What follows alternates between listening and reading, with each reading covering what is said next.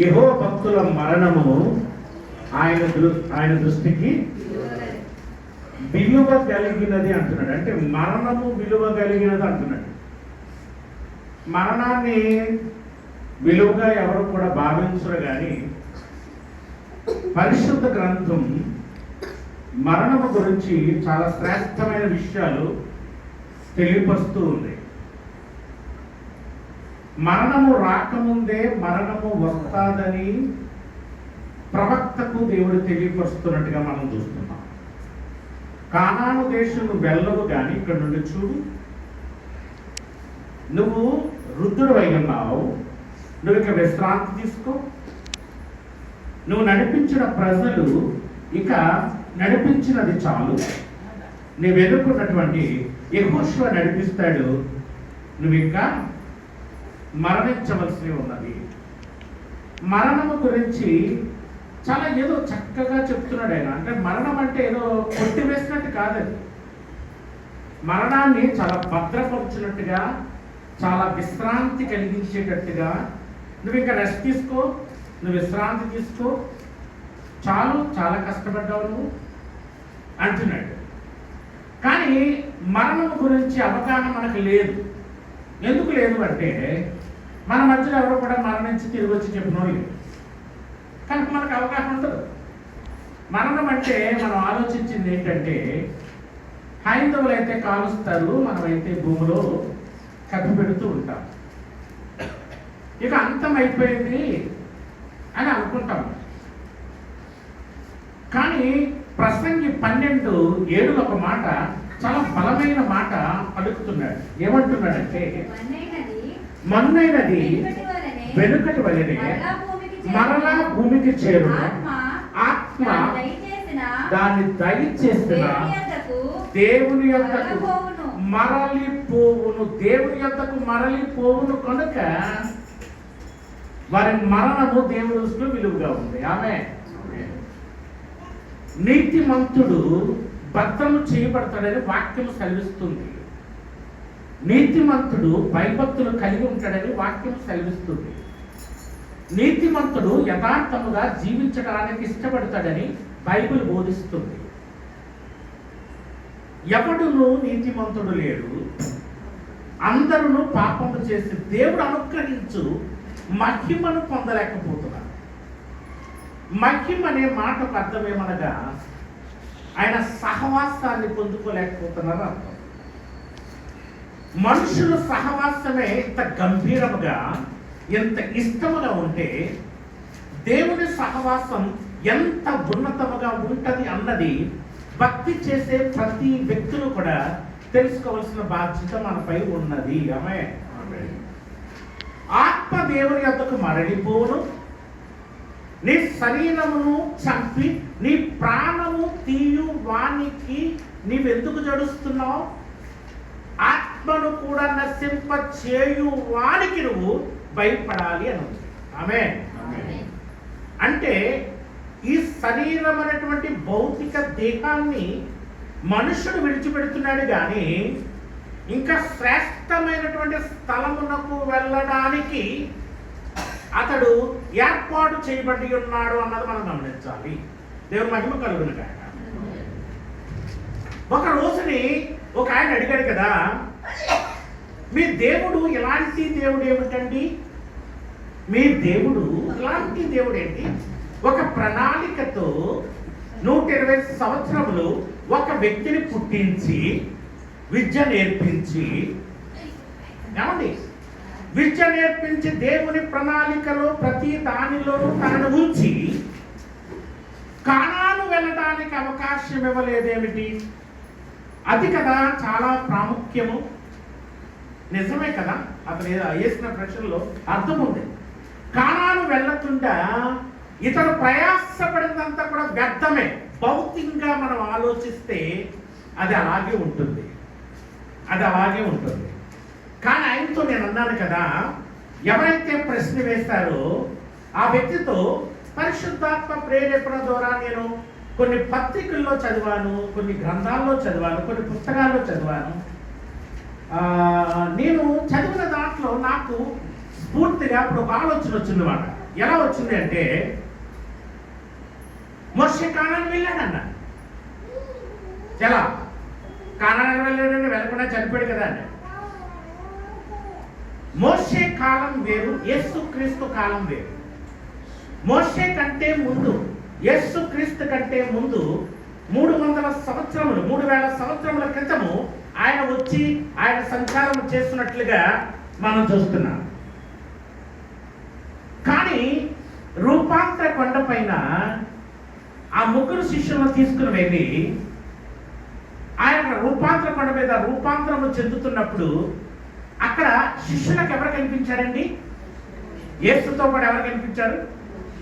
మోషే, ఏలియా. గట్టిగా చెప్పండి, మోషే, ఏలియా. ఇప్పుడు ఉన్నాడు కదండి మోషే అక్కడ. అలాగే అంటే భౌతికంగా ఉంటేనే నీకు కావాలా? భౌతికంగా కొన్ని మనం చూడలేము. లేకపోతే ఒక ఆయన అన్నాడు మొన్న వాక్యములో దివారాత్రులు ధ్యానించడం ఏమిటండి? అర్థం ఉందా అంటే అలా కదయ్యా. దివారాత్రులు అంటే నిత్యము ధ్యానములో ఉండనే భావం.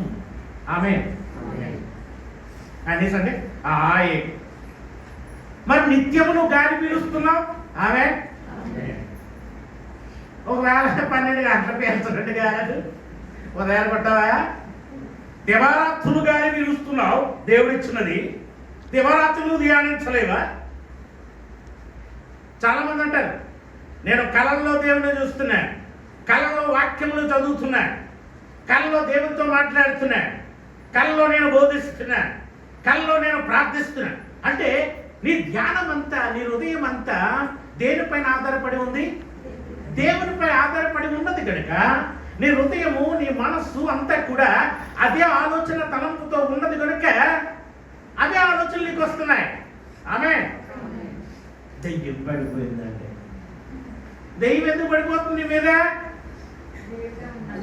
నీ చుట్టూ దూతలు ఉన్నారు కదా, వాక్యం ఉన్నది కదా, దేవుని యొక్క సంఖ్య నీకు ఉన్నది కదా, దేవుని యొక్క కంచె నీకు ఉన్నది కదా. ఆయన ఎందుకు వస్తుందంటే, ఏదో పొరపాటు ఆలోచన మనకు వచ్చింది, ఆ ఆలోచనతో మనం పడుకున్నాము, మన నుండి పరిశుద్ధాత్మ లేకపోవడం వల్ల దురాత్మ మన దగ్గరికి వచ్చింది. వాక్యం ఎలా సెలవిస్తుందంటే, దురాత్మ నిన్ను తాకడానికి శక్తి లేదు. ఆమె వాడు ముట్టలేడు నిన్ను వాడు ముట్టాలంటే ఆయన పర్మిషన్ ఇవ్వాలి. ఆయన పర్మిషన్ ఎందుకు ఇస్తాడు? వాక్యం కలిగిన వ్యక్తులు నిన్ను ముట్టమని ఎందుకు ఇస్తాడు? నిన్ను శోధించమని ఎందుకు ఇస్తాడు? నిన్ను దీవించాలని, నిన్ను బలపరచాలని, నిన్ను ఆశీర్వదించాలని, ఆయన కనపరుచుకోవాలని ఆయన ప్రయాసపడుతున్నాడు. హల్లెలూయా, దేవుని మహిమ కలుగునుగా. ఇక్కడ 2 విషయాలు మనం గమనించవలసిన విషయం ఏంటంటే, మన్ను ఉంది, ఆత్మ ఉన్నది. మన్ను భౌతికమైనది. మన్ను అనేది ఇప్పుడు నేను ఎక్కడే ఉన్నాను, ఇక్కడే ఉండగలను. కానీ ఆత్మ ఆలోచనలో నేను ఎక్కడికైనా వెళ్ళగలను. గాలి కంటే వేగమైనది మనస్సు. ఆమె దాన్ని బట్టే టెలిఫోన్స్ కనిపెట్టారు. గాలి కంటే స్పీడ్ ఎలా? మీరు రింగ్ చేసినట్టే రింగ్ అవుతుంది అమెరికాలో. చాలా దూరమైనటువంటి ప్రాంతం. ఆ టెక్నాలజీ ఎలాగంటే, మనస్సు ఎంత వేగమైనదో గాలి కంటే వేగమైనది మనస్సు అని చెప్పడానికి, మనస్సు కంటే వేగమైనది టెక్నాలజీ ఇప్పుడు వచ్చింది, దాన్ని చూపిస్తున్నాడు. మంచిది. ఇప్పుడు నీవే ఇంత టెక్నాలజీ తోటి ఇంత దూర ప్రాంతానికి నువ్వు మాట్లాడగలుగుతున్నావు అంటే ఆయన నీతో మాట్లాడలేడా? నువ్వే ఇంత దూరం ప్రాంతంలో నువ్వు మాట్లాడటానికి శక్తి, టెక్నాలజీ పొందినటువంటి నీవు పరిశుద్ధాత్మనే కనుక నువ్వు పొందుకోగలిగితే, నువ్వు ఎక్కడికైనా ఏ తరంగంలోకైనా, అందుకంటాడు అపోస్తలుల పౌలు, నేను పరమునకు ఎక్కిపోయి వచ్చింది అంటాడు. యోహాను పరమునకు వెళ్ళాడు, పరలోకాన్ని చూశాడు. ఎంతమనుకున్నాం మనం? ఏమనుకున్నాం? ఎవడైనా ఒకసారి మరణించి తిరిగి లేచి చెప్పినట్లయితే మరణం అనుభవం అంటే మనకు తెలుసు. అందుకే ప్రభు అంటాడు 1:18 ప్రకటన 1:18 ఎలా ఉంది? ఆ టైం కరెక్టేనా? నేను మొదటివాడను, కడపటివాడను, జీవించువాడను, మృతుడనైతిని గాని. ఇది చాలా ఇంపార్టెంట్. మృతుడనైతిని గాని ఇదిగో యుగయుగములు యుగ యుగములు సజీవుడనై ఉన్నాను. సజీవుడనై ఉన్నాను. ఆమె అంతేనమ్మా, అంతే, నాకు అదే కావాలి. మృతుడైన వాడు సజీవుడుగా ఉన్నాడని పరిశుద్ధ వాక్యం మనకు తెలియపరుస్తుంది. లాజర్ ఎందుకు పిలిచాడు? లాజర్ చనిపోయి ఎన్ని దినాలైంది? 4 దినాలు. 4 దినాలు అయిన తర్వాత ఒక మనిషి బ్రతకడం అనేది అది జరగని పని. 4 గంటల్లో జరగచ్చు, కానీ 4 రోజుల్లో జరగదు. అది ఒక చోట ఎలా ఉంటుందంటే, చనిపోయిన మనిషికి 3వ దినం తర్వాత ఈ ముక్కు భాగం నుండి ఎగిరిపోతుందంట, అంత మట్టిలో కలిసిపోద్ది. కానీ అతడు శ్రేష్టంగా ఉన్నాడు, ఎటువంటి కుళ్ళు పట్టిన వాడిగా లేడు అతడు. ఎందుకనగా ఆయన ఒకసారి మృతి పొందిన వాడిని పిలిచి చూపించాడు లోకానికి. ఆమె అంటే మృతులకు పునరుత్థానం ఉన్నది అన్నది యేసు ప్రకటిస్తున్నాడు. యేసు ఆయన చనిపోయి తిరిగి లేవడమే కాకుండా ఆయన బ్రతుకున్న, ఆయన శారీరకుడిగా ఉన్నప్పటికీ కూడా ఆయన మృతి పొందిన వారిని కొంతమంది 5 కుమారులు లేపాడు. ఆ చిన్న చనిపోయింది, వెళ్ళడానికి స్థలం ఇమ్మాడు. ఆ కుమార్తెను లేపినట్టుగా మనం చూస్తున్నాం. యేసు ప్రభు ఉండగా అనేక మంది చనిపోయారు. అక్కడ 3-4 ఎందుకు బ్రతుకున్నారంటే,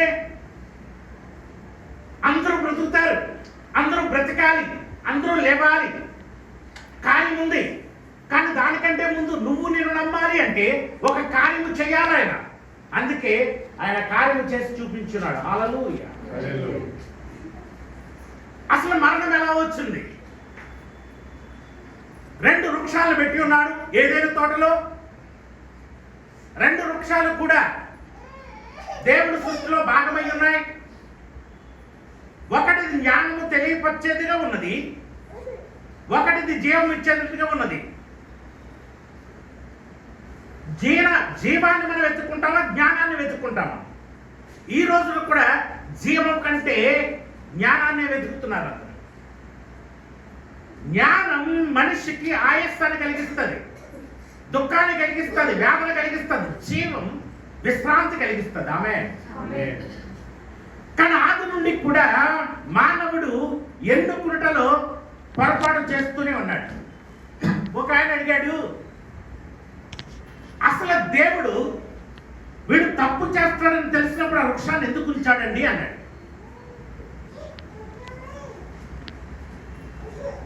అప్పుడు నేను అన్నాను, ఉంచితే ప్రాబ్లం ఏంటని చెప్పాడు కదా. ఉంచి చెప్పకుండా ఉంటే దేవుడు మన పట్ల న్యాయం చేయలేదు అనుకోవచ్చు. మనం నువ్వెప్పుడు జీవిస్తావు, ఇది తిను, ఇది తిన్న రోజు చస్తావు అన్నాడు. చస్తావు అన్న దాన్ని ఎందుకు ఎన్నుకున్నావు నువ్వు? ఈ రోజున కూడా ఏది చెయ్యొద్దని అంటున్నామో అదే మనం పదే చేస్తున్నాం.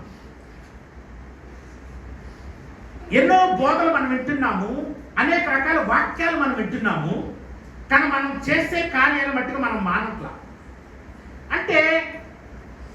అంటే జ్ఞానాన్ని వెతికేవారుగా ఉన్నాము కానీ జీవాన్ని వెతికేవారుగా లేవు మనం. యేసు ప్రభు నేనే మార్గం, సత్యం, జీవం అనగా నేను జ్ఞానం అనలేదు ఆయన. ఓ రకంగా చెప్పాలండి ఆయన జ్ఞానం. ఆమె యేసుక్రీస్తు జ్ఞానం, సమస్తమునకు మూలం ఆయనే జ్ఞానం. ఆమె కానీ జ్ఞానం వల్ల, కానీ సాతాను నేను జ్ఞానం అన్నాడు. జ్ఞానమని ఇది తిన్న రోజు చావు, నీ కళ్ళు తెరవబడితే అన్నాడు. నిజమే చెప్పాడు, కళ్ళు తెరవబడ్డాయి. జ్ఞానం ఎక్కువ అవ్వటం వల్ల మన కళ్ళు తెరవబట్టడం వల్ల భక్తి జీవితం తగ్గుతుంది. ఆమె జ్ఞానం మన స్థితిని పెంచినట్టుగా చూపిస్తుంది. అది వాడిపోయే స్థితి, అది రాలిపోయే స్థితి. అది ఆ జ్ఞానం మనల్ని మెరుగుపరచదు. అది ఫిజికల్గా మనల్ని ఉజ్జీవింపచేస్తుందేమో కానీ ఆత్మీయంగా మనల్ని బలహీనపరుస్తుంది. ఈ శరీరం ఎంత బలం ఉన్నా, నేను ఒక వీడియో చూసాను, ఒక అమ్మాయి డ్యాన్స్ చేస్తుంది, చాలా పుష్టిగా ఉంది, యవనస్తురాలే, ఇలా పడిపోయింది స్పాట్లోనే. ఒక దైవజనుడు చాలా కాలం బట్టిగా స్వస్థతలు చేస్తున్నాడు. స్వస్థ స్వస్థతలు జరుగుతున్నాయి అక్కడ. ఆయన బండి మీద వెళ్తే లారీ ఎటు వచ్చిందో నిలబడి చనిపోయాడు నిన్న మొన్న. దాని లేదు మన కాపుదల, దేవుడు కాపుదల. దైవజనుడిని విడిచిపెట్టడు, ప్రవక్తని విడిచిపెట్టడు, సామాన్యుడి దేవుడు న్యాయాధిపతి అందరికి ఒకరే. మనం చేసే క్రియలు మన వెనకాల వస్తాయి. వాటి నుండి మనం ఎవరూ తప్పించుకోలేము. ఒకవేళ నేను బోధ బాగా చేయొచ్చు, నా క్రియల ఫలాన్ని నేను చూడాలి. ఖచ్చితంగా నా క్రియల ఫలం నా వెనకాల. ఒకవేళ నాకు టాలెంట్స్ ఉన్నాయి, దేవుని కోసం ఉపయోగపడుతున్నాను అనుకుని పొరపాట్లు చేస్తూ ఉంటే ఆయన ఇచ్చిన ఆజ్ఞ బట్టికి తప్పించే ప్రసక్తి లేదు. ఆయన ఏర్పాటు చేసుకున్న దావీదునే విడిచిపెట్టలేదు. నేను నన్ను ఎలా విడిచిపెడతాను? దావీదు గురించి 1160 సార్లు ఉందండి. దావీదు గురించి ఎక్కువ సార్లు ఉన్నది అతని గురించి పరిశుద్ధ గ్రంథం అంతా. కానీ తప్పు చేస్తే విడిచిపెట్టలేదు దావీదు. ఆయన ఎంత న్యాయాధిపతి అన్నది తెలియపరచడానికి దావీదే ఒకటే మనకు ఉదాహరణ. ఆమేన్. కనుక ఆ ఫలాన్ని తిన్న వెంటనే మరణం వచ్చింది. కానీ దేవుని ఉద్దేశం మరణం రావాలని కాదు, దేవుని వలె ఎప్పుడు జీవించాలన్నదే దేవుని ప్రణాళిక. ఆమేన్. ఈ మరణ శాస్త్రం రాసిన వాడు ఎవడు? దేవుడే. మరణము శాస్త్రము రాసిన వాడు మరణింపచేసేవాడు కాకుండా మరణించేవాడుగా ఉన్నాడు. అది మన దేవుని ఉన్న ప్రత్యేకత. ఆమేన్. గట్టి చెప్పండి. ఎలా? ఇందా చదివిన వాక్యం 1:18. ఇదిగో ఏమిటన్నాడు? నేను మృతుడినైతిని గాని యుగ యుగములను. ఒక శాస్త్రము రాసిన వాడు, ఒక బోధ చేసిన వాడు, ఒక ప్రార్థన చేసిన వాడు, ఒక ప్రకటన చేసిన వాడు ప్రవర్తించి చూపించాలి. అది తీరి, అది ధర్మం, అది న్యాయం, అది వాక్యం. ఆమేన్. ఎలా తీయండి? ఎబ్రీ రాసిన పత్రిక 9వ అధ్యాయము 16-17. మరణ శాస్త్రం ఎక్కడ ఉండునో, మరణ శాస్త్రం ఎక్కడ ఉండునో అక్కడ మరణ శాస్త్రము రాసిన వాని మరణము అవశ్యము. ఆ శాసనమును రాసిన వాడు మరణము పొందితేనే అది చెల్లును. అది రాసిన వాడు జీవించుచుండగా అది ఎప్పుడైనా చెల్లునా? అదండి, శాస్త్రము రాసిన వాడు కూడా మరణించడానికి తెగించిన వాడిగా ఉన్నాడు. ఆ వృక్షము తిన్న రోజున మానవుడు తప్పు చేస్తాడు, మరణిస్తాడని దేవుడు ఎరిగి ఉన్నాడు కనుక మానవుని కోసం దేవుడు కూడా మరణించడానికి ఆయన ఒక ప్రణాళిక చేసుకుని ఉన్నాడు. ఆమేన్. దేవుని మహిమ కలుగును గాక. నీ కర్మ నువ్వు చేసావు కాబట్టి నువ్వు చావనే దేవుడు కాదు మన దేవుడు. నీ స్థానమును తీసుకుని ఆయన మరణించి నీకు మరణము లేకుండా నిత్య జీవించే దేవుడిగా ఉన్నాడు మన దేవుడు. ఆమేన్. దేవుని మహిమ కలుగునుగా. ఇక్కడ నేల మట్టిలో నుంచి నరుని నిర్మించినప్పుడు ఆత్మ ఉంది. మట్టి అయితే భూమిలో కలిసిపోద్ది, మట్టిలో కలిసిపోద్ది మట్టి. కానీ ఆత్మ దేవుని యొక్క నుండి వచ్చింది అన్నాడు కదా. ఇక్కడ పనిష్మెంట్స్ కొన్ని ఉన్నాయి, ఒక్కసారి చదువుతారా? ఆదికాండం 3:17. ఆయన ఆదాముతో, నీవు నీ భార్య మాట విని తినవద్దని నేను నీకు ఆజ్ఞాపించిన వృక్షఫలములు తింటివి కనుక నీ నిమిత్తము నేల శపింపబడి ఉన్నది. ప్రయాసంతోని నీవు బ్రతుకు దినములన్నీయు దాని పంట తిందువు. అది ముండ్ల తుప్పలను గచ్చపజలను నీకు మొలిపించును. చాలా మీకు తెలుసా విషయం? నేను ఒక పుస్తకంలో చదివాను. విలియం బెనహాం కదా, విలియం బెనహాం. ఆయన ఒక పుస్తకం రాశాడు. ఆదాం ఇలా నడుచుకుంటే వెళ్తానంట, చెట్టు అడ్డుకుంది అంటూ పక్కుండి వాడు. ఆమె పక్కుండేదంట. సింహాన్ని పిలిచేవాడంట. ఆయన కావలసిన ఏ జంతువునైనా పిలిచేవాడంట, దానిపైన స్వారీ చేసేవాడు. ఎలా చెప్పగలిగావు బెనహాం అని అడిగారు ఎవరు? అమెరికనే. ఆయన వేటగాడు, మంచి ప్రవక్తగా పిలువబడ్డాడు, మంచి సేవ చేశాడు. దేవుని దర్శనం చూశాడంట. దర్శనంలో దేవుడు చూపించాడంట. మనం విశ్వాసం అంటే కొండ పక్కకు వెళ్ళు అంటే అది మనకు ఆశ్చర్యం. ఈ రోజు వరకు ఆశ్చర్యం. అది మనకు సంబంధించిన విషయం కాదు, పక్క పెట్టండి.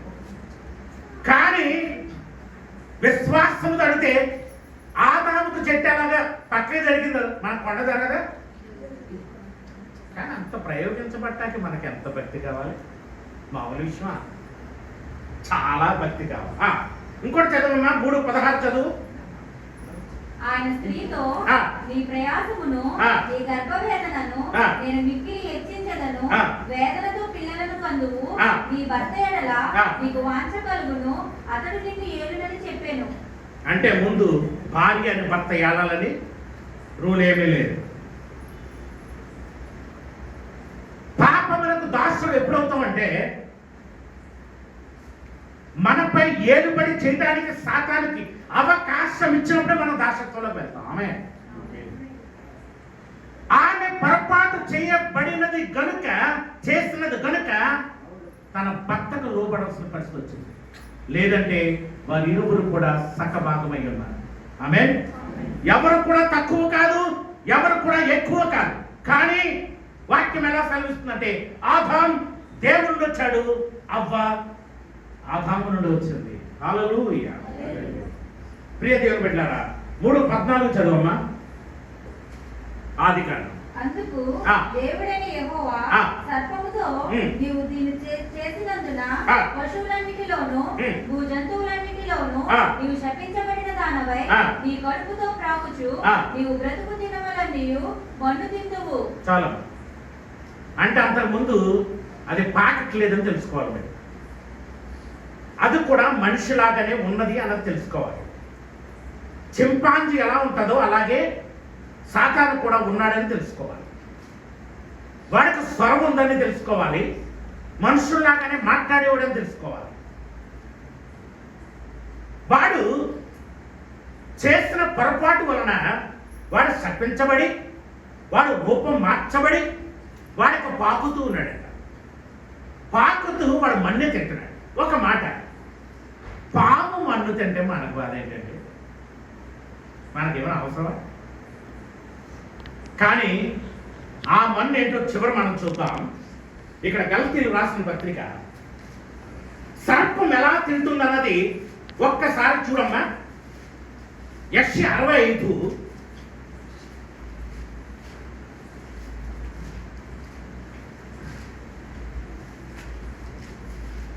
65 మనం చివరిని చూద్దాం. గలతీయులు రాసిన పత్రిక 5వ అధ్యాయము 19. శరీర కార్యములు స్పష్టమైనవి అవేవనగా జారత్వము, అపవిత్రత, కాముకత్వము, విగ్రహారాధన, అభిచారము, ద్వేషములు, కలహము, మత్సరములు, క్రోధములు, కక్షలు, భేదములు, విమతములు, అసూయలు, మత్తతులు, అల్లరితో కూడిన ఆటపాటలు మొదలైనవి, వీటిని గూర్చి నేను మునుపు చెప్పిన ప్రకారం. సాతాను పాకుతూ ఉన్నాడంటే మన్నునిది నువ్వు మన్ను, నువ్వు తిరిగి మన్నేంత వరకు కూడా మన్నువే. మన్ను శరీరానికి సాదృశ్యంగా ఉంటే ఈ క్రియల ద్వారా వాడు నీపైన నాపైన పాకుతూ ఉన్నాడు. వాడు కోరికలు నెరవేర్చుకుంటూ ఉన్నాడు. కలహాలు రేపేవాడిగా ఉన్నాడు. సామెత 10:12లో పగల పెంచేవాడిగా ఉన్నాడు. మత్సరాలు చేసేవాడిగా ఉన్నాడు. మత్సరములు సామెతలు 14:30లో చూసినట్లయితే, క్రోధములు సామెతలో మీరు చూసినట్లయితే 15వ అధ్యాయము 1-2లో మీరు చూడగలరు. కక్షలు రోమిలకు రాసిన పత్రిక 3వ అధ్యాయము 11-18 వరకు చూస్తే మీకు కనిపిస్తాయి. అంటే ఈ కక్షలు, ఈ కార్పణ్యాలు, ఈ యొక్క భావాలు మనిషికి లేవు. మనిషి ప్రేమామయుడిగా ఉన్నాడు. మనిషి దేవుని స్వభావం కలిగిన వాడిగా ఉన్నాడు. మనిషి మంచివాడిగా ఉన్నాడు. మనుషుడు ఏలేవాడిగా ఉన్నాడు. మనుషుడు దేవునికి సహాయం చేయవాడిగా ఉన్నాడు. దేవుని మాటకు లోబడేవాడిగా ఉన్నాడు. కానీ ఎప్పుడైతే ఆదాము తన భార్య అయినటువంటి అవ్వ చేసినటువంటి పాపం వలన వారు మహిమను కోల్పోయి ఉన్నారు, ఆ స్నేహాన్ని కోల్పోయి ఉన్నారు, ఆ బంధాన్ని కోల్పోయి ఉన్నారు. అందుకనే ఆమె కడుపులో కయ్యను వచ్చాడు. కయ్యను గురించి వాక్యం ఎలా సెలవిస్తుందంటే, వాడు దుష్టుని యొక్క సంతానం అని ఉంది. దుష్టుడు ఆదాము ఎందుకు అవుతాడు? ఆదాము దేవుని కుమారుడు. దుష్టుని సంతానం అన్నాడు అంటే దుష్టాలోచన కలిగి ఉన్నది ఎక్కడ? దుష్టుని యొక్క ప్రేరేపణ కలిగి ఉన్నది ఎక్కడ? దుష్టులతో సహవాసం కలిగి ఉన్నది ఎక్కడ? అది మర్మముగా ఉన్నది. ప్రియ దేవుని బిడ్డలారా, వాడు అనాది కాలం నుండి కూడా క్రీస్తు వచ్చేంత వరకు కూడా వాడు మానవుడి మీద వాడు మరి పెత్తనము చేస్తూనే ఉన్నాడు, మానవుని అణచివేస్తూనే ఉన్నాడు. మానవునికి దేవునికి స్నేహం లేకుండా మానవుని పతనము చేయటానికి, పాతాళంలో వాడితో పాటు బంధింప చేయటానికి వాడు ప్రణాళిక సృష్టించి ఉన్నాడు. హల్లెలూయా. ప్రియ దేవుని బిడ్డలారా, మానవుని శరీరం చూసినట్లయితే ఎక్కడ కూడా స్వస్థత లేదు. శిరస్సుండని కాలం వరకు పుళ్ళు, అవి పిండబడినడు తగ్గేటట్టుగా లేవు. ఎక్కడ చూసినా గాయములు, వాడు మిమ్మల్ని గాయములు చేసి ఉన్నాడు. మీ కళ్ళకు ఆ జబ్బునిచ్చున్నాడు. మీ కళ్ళు సరిగ్గా లేవు, మీ చూపు సరిగ్గా లేదు, మీ యొక్క ఆలోచన సరిగ్గా లేదు, మీ మెదడు ఆలోచన, మీ మెదడులో ఉన్న తలంపులు సరలే, మీ హృదయంలో ఉన్న తలంపులు సరిలే, మీ నడకలో ఉన్నటువంటి నడక సరిలే. కారణం ఏమనగా వాడు మిమ్మల్ని గాయపరుస్తూ వాడు మిమ్మల్ని తింటూనే ఉన్నాడు. ఎలా అండి? తీయండి యెషయా 1:5-6 వచ్చిన. నిత్యము తిరుగుబాటు చేయుచు మీరెలా ఇంకా పట్టబడుదురు? ప్రతివాడు నడినెత్తిని వ్యాధి కలిగి ఉన్నాడు. ప్రతివాని గుండె బలహీనమాయెను. అరికాలు మొదలుకొని తల వరకు స్వస్థత కొంచెమైనను లేదు. ఎక్కడ చూసినను గాయములు దెబ్బలు, పచ్చి పుండ్లు, కట్టబడలేదు, తైలముతో మొద్ద చేయబడలేదు. మీ దేశము చాలా ఎంత దారుణం అండి. వాడు మనకు తెలియకుండా మనల్ని గాయపరుస్తున్నాడు. నువ్వు చెయ్యని కార్యాలు నువ్వు చేస్తున్నావంటే వాడు ఆ భాగంలో కాటు వేసి ఉన్నాడు. ఆడు నీ హృదయం మీద కాటు వేసి ఉన్నాడు, నీ చూపు మీద కాటు వేసి ఉన్నాడు, నీ తలంపు మీద కాటు వేసి ఉన్నాడు. నువ్వు మంచివాడివే, నువ్వు మార్పు చెందేవాడివే, నువ్వు దేవుని పోరు కలిగిన వాడివే, దేవుని ఇష్టం ఎరిగినటువంటి వాడివే, దేవుని మాటలు లోబడి వాడివే. కానీ నీలో తెలియనటువంటి విషము ఉన్నది. రోమిలకు రాసిన పత్రిక 8:3 దగ్గర నుండి శరీరము నడుసరింపక ఆత్మను అనుసరించియే నడుచుకున్న మనయందు ధర్మశాస్త్ర సంబంధమైన విధి నెరవేర్చబడవలనని పాప పరిహారము నిమిత్తము దేవుడు తన సొంత కుమారుని పాప శరీర ఆకారముతో నీ వలన నా వలన రావాల్సి వచ్చింది. ఆయన పాపి కాదు, కానీ పాపిగా మారవలసి వచ్చింది. ఆయన మనుష్యుడు కాదు, ఆయన మనుష్యుడిగా మారవలసి వచ్చినది. ఆయన మనుషుడిగా మారవలసడానికి కారణం ఏమనగా ఆదాము చేసినటువంటి పొరపాటు వలన కడపటి ఆదాము రావాల్సి వచ్చినది. కడపటి ఆదాము ఎవరో తెలుసా? ఆయన శాస్త్రం రాసిన వాడు, మరణ శాస్త్రం రాసిన వాడు, ఏదేను తోటలో మాట్లాడిన వాడు, ఆయన మానవ రూపంగా వచ్చి ఉన్నాడు. హల్లెలూయా. కారణం ఏమనగా ఆదాము లాంటి వారందరూ కూడా మనం నశించిపోవడానికి ఇష్టం లేదు. కిందకు చదువు తల్లి. శరీరానుసారు శరీర విషయములలో 5 మనస్సును చెదురు ఆత్మానుసారులు. ఏమిటి శరీరానుసారులు? శరీరం మీద మనసు ఉంచుట. ఆత్మానుసారులు ఆత్మపై వారు మనసు ఉంచుట. ఏంటి వారిద్దరు వేరా? వారిద్దరు వేరా? కయ్యూను ఏబేలు ఒక తల్లికి పుట్టిన వారు కాదా? వారు ఒకే తల్లికి పుట్టారు కదా. కయ్యూను మనసు ఏమిటి? గాయపరిచే మనసు, చంపే మనసు, ఈర్ష్యపడే మనసు, పగ పెట్టుకునే మనసు, ఏబేలు మనసు ఏమిటి? జాలిపడే మనసు, దేవుని ఆరాధించే మనసు, దేవునికి అర్పణిచ్చే మనసు, దేవుని ఆనుకునే మనసు, దేవుని ప్రార్థించే మనసు. ఏమిటి వీరి ఎన్నిక? ఈ రెండు ఎన్నికలు కూడా నీలో ఉన్నాయి.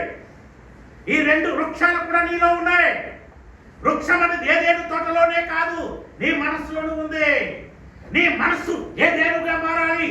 ఏదేన్ అనే హృదయంలో రెండు తలంపులు ఉన్నాయి. ఆ రెండు తలంపులో ఒక జీవవృక్షం ఉన్నది, ఇంకొకటి జ్ఞానము ఇచ్చే వృక్షం ఉన్నది. నువ్వు ఎన్నుకోవాలి. నేను ఆదామునైతే ఎన్నుకోకపోదును, నేను అవ్వనైతే ఎన్నుకోకపోదును. ఈ రోజు కూడా, ప్రతిరోజు కూడా ఆ వృక్షములు రెండు కూడా నీ ముందే ఉన్నాయి.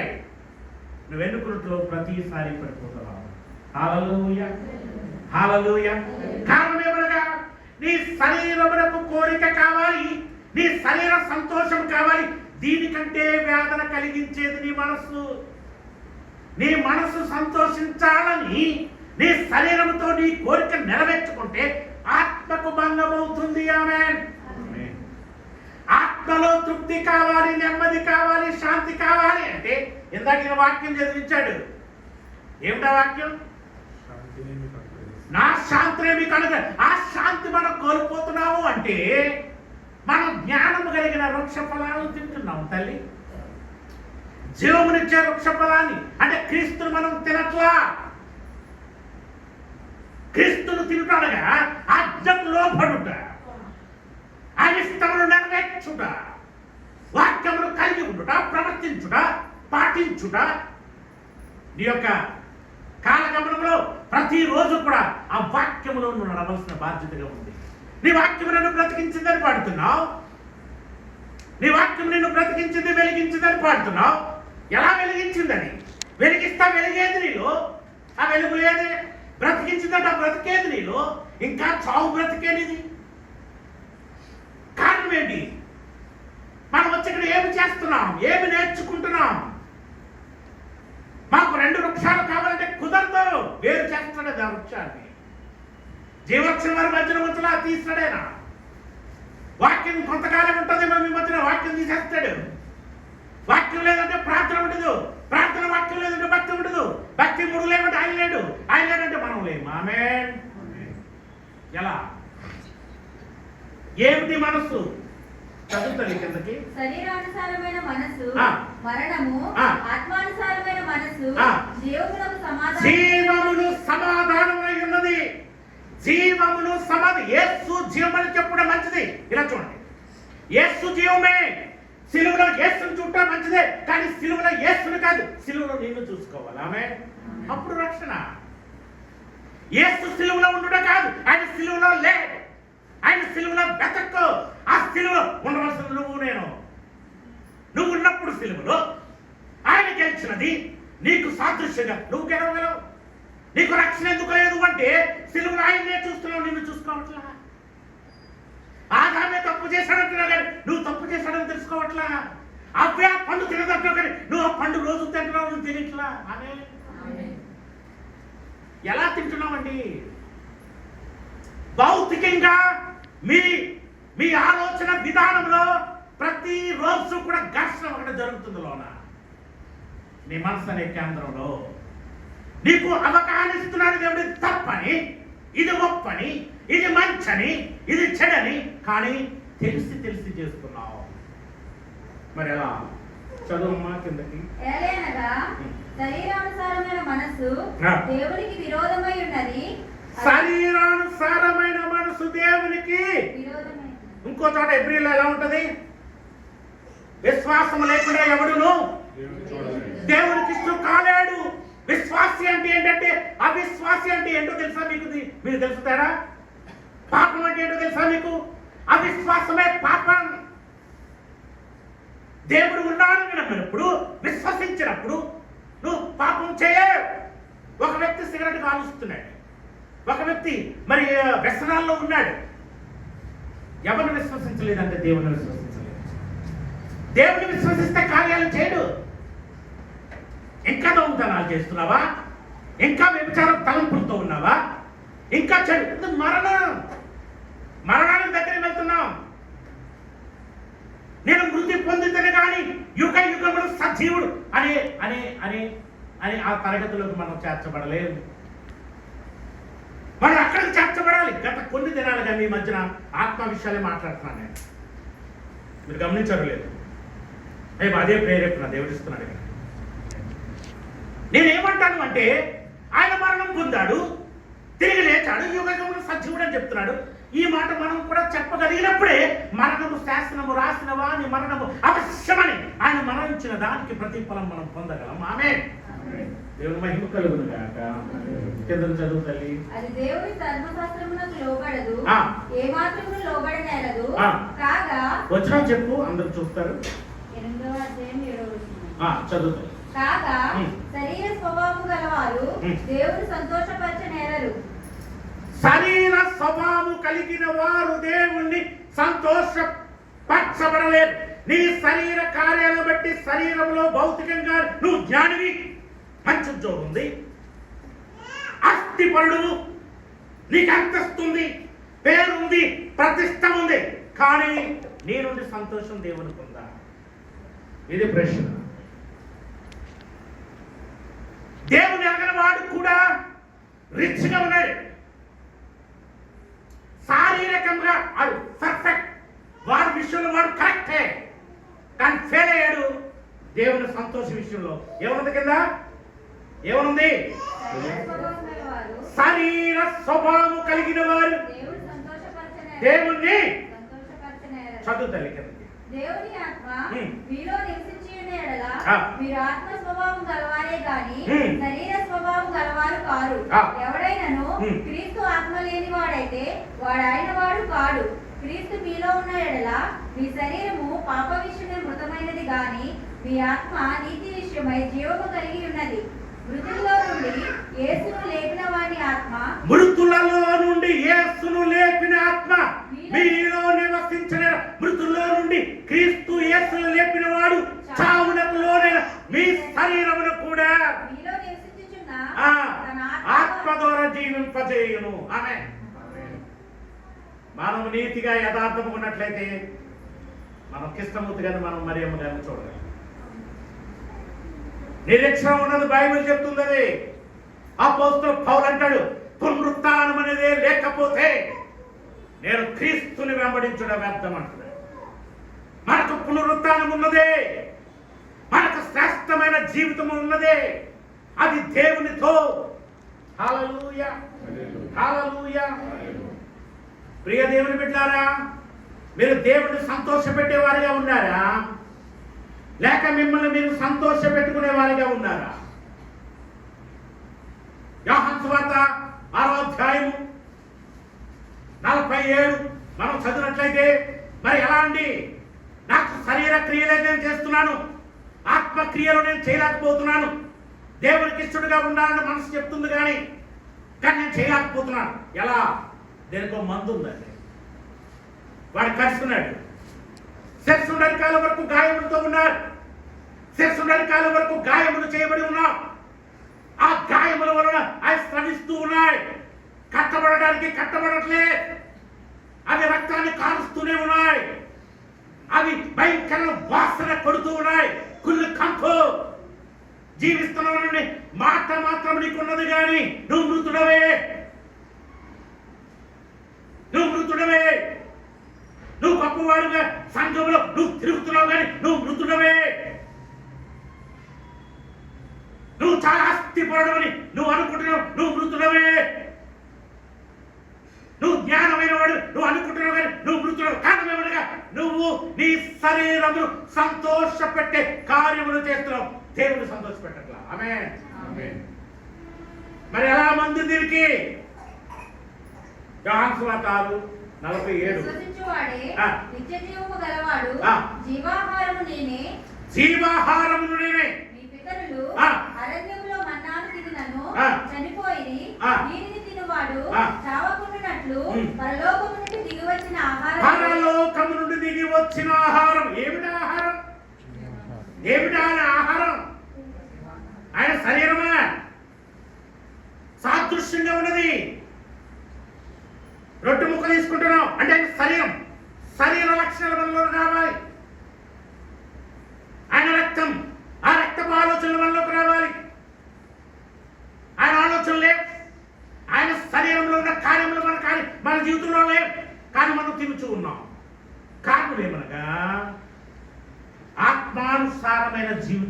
దూరంగా ఉన్నాం, శారీరక సంబంధమైన జీవితానికి దగ్గరగా ఉన్నాం. అందుకని మనము మృతి పొందిన వారితో సమానంగా ఉన్నాం. హల్లెలూయా.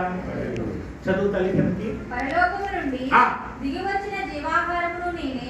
ఎవడైనను ఈ ఆహారము భుజించితే వాడెల్లప్పుడూ జీవించును. మరియు నేనిచ్చు ఆహారము లోకమునకు జీవము కొరకైన నా శరీరమే అని మీతో నిశ్చయముగా చెప్పుచున్నానని. 53. కావున మీరు మనుష్య కుమారుని శరీరమును తిని ఆయన రక్తమును త్రాగితేనే గాని మీలో మీరు జీవము గలవారు కారు. అయ్యా, ఏమి తినాలి మేము? ద్రాక్ష రసాన్న, ఇక్కడ కాపరిచ్చే బ్రెడ్న, వాక్యం తినాలి.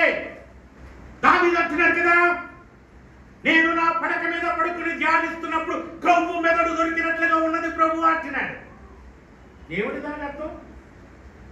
క్రొవ్వు బలమైనదే, బలిసినదే, మెదడు జ్ఞానం, బలమైన జ్ఞానము దొరికినట్లుగా ఉన్నది అని అర్థం దానికి. హల్లెలూయా. క్రొవ్వు మెదడు, ఆ కొవ్వు పట్టింది గడికే, క్రొవ్వు మెదడు దొరికినట్లుగా ఉంది ధ్యానిస్తున్నప్పుడు అంట. నీ ధ్యానం ఎలాగుంది? నీ జ్ఞానం ఎలాగుంది? నువ్వు మృతి పొందినాను తిరిగి బ్రతికే జ్ఞానం నీకున్నదా? లేదంటే ఇటు భక్తిగా కొంత, అటు లోకంలో కొంత అలా జీవించి నువ్వు ఎటు కాని పరిస్థితిలో ఉన్నావా? పాతాళం నీ గురించి కాదు, నా గురించి కాదు. పాతాళం సాతాను అనుచరుల కోసమే. మనము దేవుని రాజ్యంలో ఉండడానికి మనం సృజించబడి ఉన్నాం. హల్లెలూయా. ఆయన పోలికతో ఉన్నాం. హల్లెలూయా. ఆయన ఆత్మను కలిగి ఉన్నాం. హల్లెలూయా. మన్ను వలె తిరిగి మన్ను అయిపోయిన కానీ ఆత్మ తిరిగి ఆయన వద్దకు వెళ్ళు. హల్లెలూయా. మరి ఏమి తింటున్నావు? కింద చదవండి. నా శరీరమును తిని నా రక్తము త్రాగువాడే నిత్య జీవము గలవాడు. అంచెదినమున నేను వారిని లేపేదనండి. అంచెదినమున నేను ఆయన ఇప్పుడు అంచెదినాన్ని లేకపోతున్నారు. ఎవరు? కృష్ణమూర్తి గారు, మరియమ్మ గారు, ఎవరైతే పరిశుద్ధులుగా నీతిమంతులుగా వెళ్ళిపోయారు వారందరూ, వాక్యం ఎరిగిన వారందరూ, వాక్యమును స్వీకరించిన వారందరూ, బాప్తిసం పొందిన వారందరూ, యేసును అంగీకరించిన వారందరూ లేవబోతున్నారు. ఆమేన్. నిరీక్షణ మనకున్నదే. మన ప్రభు విజయాన్ని గెలుచున్నాడు. జయశీలుడు మన ప్రభు. ఆమేన్. ఆయన తిరిగి లేచినవాడు ఆయన ఒక్కడే. ప్రపంచంలో ఎవరును లేడు. ఆయన ఒక్కడే సజీవుడుగా ఉన్నాడు. ఆమేన్. ఆయన మన మధ్యన సంచారం చేస్తున్నాడు. ఆయన సజీవుడిగా ఉన్నాడు. ఆయన బ్రతికి ఉన్నాడు. ఆయన మన యొక్క ప్రార్థన వినేవాడిగా ఉన్నాడు. మనం పరిచయించేవాడిగా ఉన్నాడు. మనం ఎత్తుకునేవాడిగా ఉన్నాడు. మన కాపాడుకునేవాడిగా ఉన్నాడు. ఆదరించేవాడిగా ఉన్నాడు. ఆయన దూరముగా ఉండే దేవుడు కాదు. మన శాస్త్రం రాశాను చావడం లేదు. రాసిన వాడు వచ్చే మరణించి చనిపోయి తిరిగి లేచిన వాడిగా ఉన్నాడు మన దేవుడు. మన దేవుల్లో ఉన్నటువంటి గొప్ప నీతి యథార్థం ఏంటంటే ఆయన నీతిమంతుడిగా ఉండి నీతి చేయమని చెప్పడమే కాదని ఆయన నీతి చేయువాడిగా ఉన్నాడు. ఆయన యథార్థము చేయువాడిగా ఉన్నాడు. ఆయన మంచి చేయమని చెప్పడం ఆయన మంచి చేసేవాడిగా ఉన్నాడు. ఆయన జీవించేవాడు కాకుండా ఆయన జీవింప చేయువాడిగా ఉన్నాడు. ఆమేన్. కొరింథీయులకు రాసిన పత్రికలు ఏమంటాడు? చూడండి, 15వ అధ్యాయము 22. ఆదామునందు అందరూ ఎలాగ మృతి పొందుచున్నారో ఎవరో చెప్పినట్టు రాపేమనా? ఆదామునందు అందరు ఎలాగ మృతి పొందుచున్నారో అలాగుననే క్రీస్తునందు అందరూ బ్రతికింపబడుదురు. ప్రతి వాడును తన వరుసలోని బ్రతికింపబడును. ప్రథమ ఫలము క్రీస్తు. తరువాత క్రీస్తు వచ్చినప్పుడు ఆయన వారు బ్రతికింపబడుదురు. అటు తరువాత ఆయన సమస్తమైన క్రీస్తు వచ్చినప్పుడు ఆయన వారు బ్రతికించబడదు. ఎంత చక్కటి వాగ్దానం దేవుడు మనకి ఇచ్చి ఉన్నాడండి. ఎంత గొప్ప నిరీక్షణ మనకి ఇచ్చి ఉన్నాడండి. ఇక్కడ చక్కటి మాట ఏముంటుందంటే కీర్తన 116:7 నా ప్రాణమా యెహోవా నీకు క్షేమము విస్తరింపజేసి ఉన్నాడు. తిరిగి నీ విశ్రాంతిలోనికి ప్రవేశించుము. అలాగా విశ్రాంతిలోకి ప్రవేశించాలంట. మరణం అంటే విశ్రాంతి అంటున్నాడు. విశ్రాంతికి ప్రభువుగా ఉన్నాడు మన ప్రభు. సజీవులకు మృతులకు దేవుడిగా ఉన్నాడు మన ప్రభు. ఎలా విశ్రాంతి? ఎలా? యెషయా 57 మొదటి 2 మాటలు. యెషయా 57 నీతిమంతులు నశించుట చూచి ఎవరు దాని మనస్సులో పెట్టరు. భక్తులైన వారు తీసుకుని పోబడుచున్నారు. కీడు చూడకుండా నీతిమంతులు కొనుకోబడుచున్నారు. ఎవరికి తోచదు. ఓ బ్రతుకున్నటువంటి విశ్వాసే, నువ్వు జ్ఞానం వల్ల బ్రతకట్లా, నీ బలం వల్ల నువ్వు బ్రతకట్లా, నీ ఆస్తి వల్ల నువ్వు బ్రతకట్లా, నీ నీతి కార్యాల వల్ల నువ్వు బ్రతకట్లా.